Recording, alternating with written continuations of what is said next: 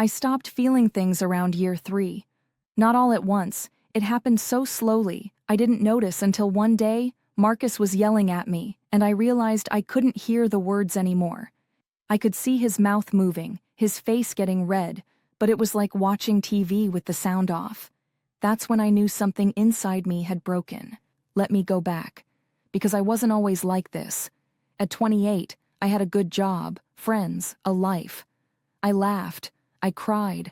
I felt like a whole person. Marcus was charming, smart, confident. He made me feel safe, like he knew what he was doing and could help me figure out my life too.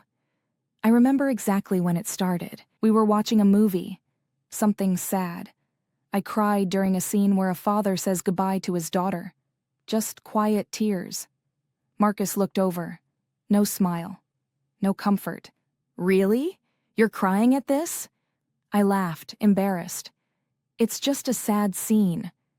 You're too sensitive. He said it like it was obvious, like it was a fact I should already know. A few weeks later, we argued about something small. He raised his voice. I flinched. Please don't talk to me like that. It hurts my feelings. He stared at me. You're too sensitive. I said, I'm not. I just don't like being yelled at. I'm not yelling.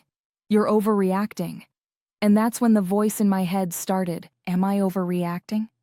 Over the next year, it became his go-to phrase. Anytime I expressed hurt, anytime I tried to set a boundary. You're too sensitive. You're being dramatic. You're making a big deal out of nothing. And every time, I believed him a little more. I started monitoring myself. If he snapped at me, I'd pause. Is this worth bringing up? Or am I just being sensitive? If he ignored me, maybe he's just tired. Maybe I'm expecting too much. If he made jokes at my expense in front of friends, I'd laugh along. Because if I didn't, he'd tell me I couldn't take a joke. So I swallowed it.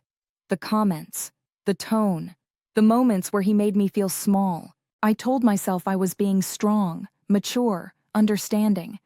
By year 2, I stopped telling him when things bothered me. Because what was the point?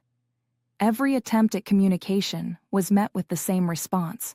So I stopped saying anything. And here's what happens when you stop expressing hurt, anger, or frustration. You stop feeling them. A coworker would compliment me. I'd smile and say thanks but feel nothing. Movies that used to make me cry, blank.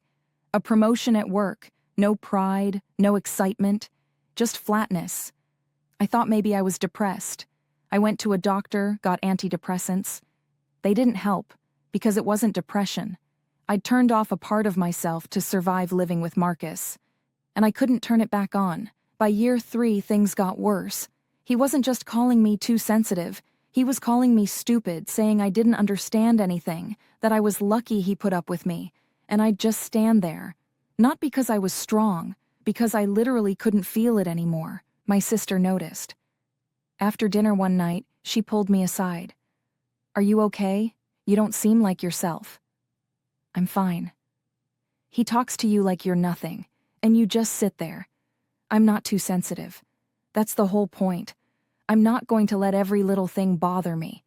She looked at me like I'd said something insane. He's not being a little thing. He's being cruel. I didn't believe her. We were driving to his parents' house for Thanksgiving. I made a comment about the route. He snapped, told me I was backseat driving, that I always had to have an opinion. I was just making a comment. You're too sensitive. You always take everything personally. Something in me broke. Stop saying that. Stop telling me I'm too sensitive. I'm not. I just have feelings, and you don't get to tell me my feelings are wrong. He laughed. Oh, here we go.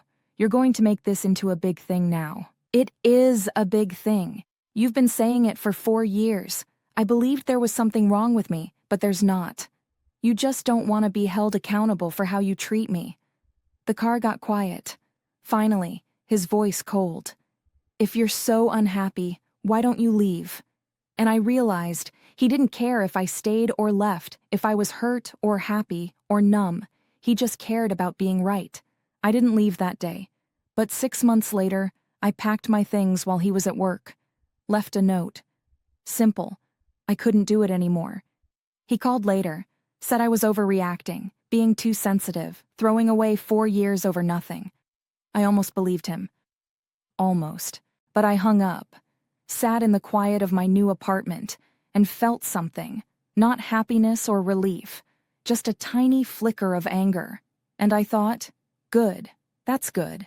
Feel that. It's been 2 years now. I'm 34, living alone, still figuring out who I am. I'm learning how to feel again, how to trust my reactions, how to say that hurts without wondering if I'm being too much. It's hard. Marcus's voice is still in my head sometimes, when I cry at movies, when I get upset, when I set boundaries. But I'm learning to talk back to that voice.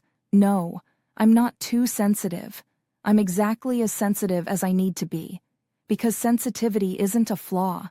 It's not something to fix or suppress or apologize for. It's how we know we're alive.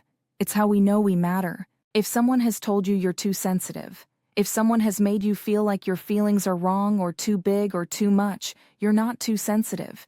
You're being told that by someone who doesn't want to be accountable for hurting you. The more you believe them, the more you'll disappear. I disappeared for 4 years. It's taken 2 years to start finding myself again. Don't let that happen to you. Your feelings matter. Your hurt matters. Your anger matters.